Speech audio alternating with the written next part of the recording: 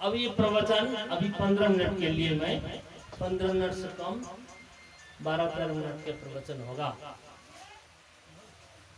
खास बात ये है जो क्या शिक्षा क्या दीक्षा, हमारा लक्ष्य हमारा उद्देश्य किधर होना चाहिए। जो गुरु महाराज जो इशारा किए हैं, जो अंदर में धुन सुनो, आगे के पंक्ति में बता, जहाँ 12 मास दिन रात धुन गूंजते हैं, त्रिपुटी में आकर बंसी धुन सुनो। 12 मास दिन रात ये जो धुन है, ये कोई आकाश पाताल का धुन नहीं, और कोई संप्रदाय विशेष का नहीं, कोई कबीर पंथी, रामानंदी, फलाना पंथी की, बौद्ध की, जैन, कोई भी पंथी का इसमें जरूरी नहीं। ये हम मनुष्य मात्र इसको सुन सकते हैं, और मनुष्य मात्र के अंदर में चेतना है जो वो ही सुन सकता है। मनुष्य से अलावा, मनुष्य को छोड़ करके कोई पशु पक्षी कीट पतंग कोई नहीं। लेकिन शास्त्र में कीट पतंग को भी दृष्टांत दिया, नाद के प्रेमी सब जीव है। हम तो मनुष्य है लेकिन हम प्रेमी नहीं है, लेकिन कीट पतंग के प्रेमी। बताइए पशु पक्षी कौन से? देवी भागवत ने प्रशंसा की, नाद के प्रेमी कौन है? सांप। देवी भागवत कहते हैं, परम विषधर सर्पा श्रुत्वा नादम मनोहरम अश्रोतरूपी मुदम याति धिक्ष करना समान। देखिए प्रेम, भगवान इसको ऐसे सृष्टि किए, कोई विशेषता देकर, भले ही वो सांप है लेकिन भगवान उसको ऐसी विशेषता दी है जो नाद के प्रेमी। अब बात यह है, नाद बाहर के भी नाद है और अंदर का भी नाद है। तो बाहरी नाद में दृष्टांत दिया क्योंकि ये कान से सुनते हैं, लेकिन जो कान से सुनने पर भी जो सांप है, सांप का कान नहीं होता। अश्रोत्रो भी मुदम या बिना कान के वो आनंदित होता है। किससे सुनता? वो आंख से सुनता है। इसीलिए शास्त्र में उसको चक्षु श्रवा, आंख से सुनता है। अब देखिए हम लोग कैसे जानते हैं कि आंख से सुनता है कि कान से सुनता है? शास्त्र में बताया सांप का ये विशेषता है जो आंख से सुनता है, आंख से देखता भी है, आंख से सुनता भी है। हम लोग आंख से नहीं सुन सकते। तो ये विशेषता है। परम विषधर सर्पा, परम माने श्रेष्ठ है विषधर सर्प जो नाद के प्रेमी है। हम लोग मनुष्य होकर के नाद के प्रेमी नहीं। अच्छा ठीक है, अंदर के तो बात की बात है, पहले बाहर के भी प्रेमी होना चाहिए। किधर गया? लाइन तो है ही है।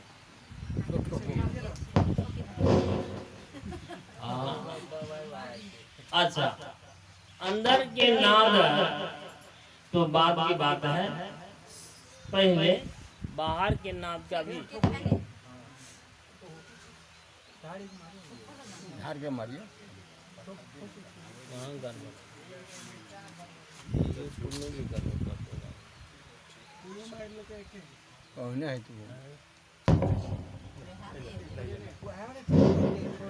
अच्छा, अंदर के नाद की यहाँ पर इशारा किया जाता है। अंदर के नाद तो पहले बाहर के नाद को हम समझे। नाद माने ध्वनि, नाद कोई बड़ी चीज नहीं है। नाद माने ध्वनि। अभी जो मुख से बोल रहे हैं आप लोग कान से सुन रहे हैं, ये दूर ध्वनि, ये साधन है, तो दूर तक पहुंचाने वाला। ये जितनी भी बोला जाता है मुख से, ये कोई बात जैसे कान से सुनते हैं, एक बाहरी ध्वनि है। संगीत में भी नाद की बात। संगीत के नाद क्या है? इसमें जैसे गवैया जी लोग जानते हैं, जो स्वर गाते हैं उस स्वर में जो मिठास है, उसमें एक विलक्षणता, वो ध्यान से सुनने वाले ही वो पहचानते हैं। हम सब आप लोग नहीं समझ रहे। जो उसमें उस राग का, कोई राग गाता है, उस राग में ऐसी विशेषता है, उसका अपना स्वर है, मिठास है, और उसको सुन के वो राग जानने वाले लोग समझ लेते। तो उसमें ये नाद आता है। और हमारे जो संत लोग के जो नाद है आध्यात्मिक नाद, वो हमारे अंदर में कहते हैं 12 मास दिन रात गुनगुनाते हैं। ये तो हमने भजन में कहा। कबीर साहब के बीजक में तो कई जगह प्रसंग है, और उसी बीजक के प्रसंग को जो अब यहाँ गुरु महाराज अभी सुने आप लोग, गुरु गुरु में भेद है, वही गुरु लोग अपने ढंग से उसको तोड़ मतोड़ करके अलग अलग ढंग से अर्थ लगा। जैसे रामराज झिझी जंतर बाजे, कर चरण बिहुना नाचे, कर बिनु बाजे सुने श्रवण बिनु, श्रवण श्रोता सो।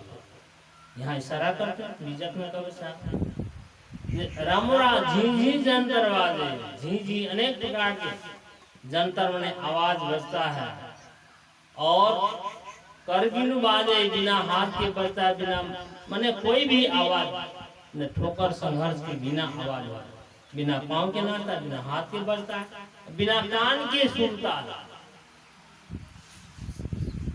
कर बिनु बाजे सुने श्रवण बिनु, बिना कान के सुनता, और श्रवण श्रोता सोई। कान भी वही है, सुनने वाला भी वही है, और जो सुना पड़ता वो भी, सब एक ही है। अब देखिए वहां पर इस संसार में ऐसा हो नहीं सकता है। बजाने वाला अलग है, बजने वाला अलग है, और सुनने वाला अलग है। लेकिन कहते यहाँ सब कुछ वही है, जो सुनाई पड़ता वो भी वही, जो सुनने वाला है वो भी वही, जो सुनाने वाला वो भी। तो यहाँ अब देखिए दूसरा पंक्ति में कहते हैं बीजक में, यंत्री यंत्र अनुपम बाजे, वाक्य अष्ट गगन मुख गाजे, तू ही बाजे तू ही गाजे, तू ही लेकर डोले, एक शब्द में राग सतीसो अनहद वाणी बोले। एक ही शब्द में अनेक प्रकार का बात, माने उसी स्वर से नाद से अनेकों राग बने। जितने भी वेद शास्त्र है सब उसी से बना है। इसलिए भागवत में कहते हैं जितने भी ग्रंथ शास्त्र है, उपनिषद है, वेद है, पुराण है, जो भी है सब नाद से प्रकट, सर्वे नाद समुद्भवा। अक्षरेभ्य पदानि सुपदेभ्यो वाक् संभवा, सर्वे वाक्यात्मका मंत्रा वेद शास्त्राणि कृष्ण सा, पुराणानि च काव्यानि भाषासु विद्यापि, सप्त स्वरास गाथा स सर्वे नाद समुद्भवा। सर्वे नाद से उत्पन्न। तो नाद से आप लोग डरते क्यों? बहुत लोग नाद से डरते हैं। नाद के नाम उच्चारण करते हैं उसको टेंशन हो जाते माथा। नाद ही संसार से पार करने वाला है। इसलिए वेद ये कहते हैं दृष्टि स्थिरा यस्य विना सदृशम, वायु स्थिरो यस्य विना प्रयत्नम, चित्तम स्थिरम यस्य विनावलंबम, सब ब्रह्म तारा अंतर्नाद रूपा। ब्रह्म तारा ब्रह्म, इस संसार से पार करने वाला जो मुक्ति जो हम लोग कहते हैं, इस संसार से पार करने वाला वही नाम अंतर्नाद रूपा।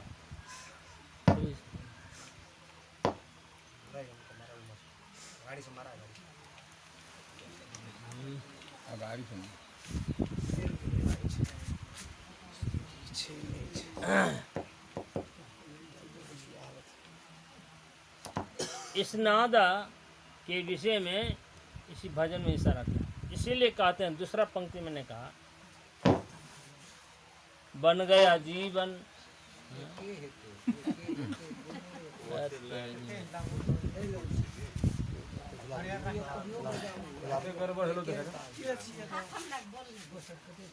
हाथ में ला के बोलबे कि कोनो भी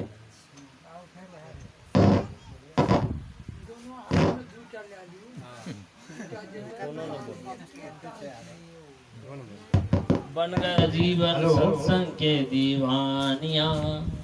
इसलिए कहते हैं बन गया जीवन सत्संग के दीवानिया।